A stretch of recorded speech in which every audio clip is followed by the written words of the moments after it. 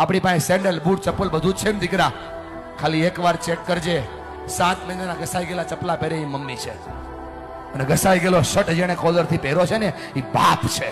તમને ફરક પડે કે ના પડે, એમને ફરક પડે છે.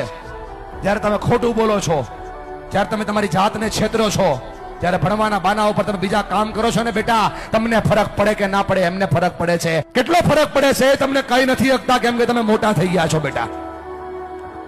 પણ તમે જ્યારે કઈ ડિમાન્ડ કરો છો ને, પપ્પા જોઈએ છીએ, એની પાસે હોય નહીં તો એ દાંત કાઢીને જવાબ દે છે. તમે તો ખાલી માગી લ્યો છો કે ભાઈ પપ્પા જોઈએ છીએ, ત્યારે ખંભા ઉપર હાથ મૂકીને પૂછજો તો ખરા કે પપ્પા હું તો ખાલી માગી લઉં છું, તમે લાવો છો ક્યાંથી?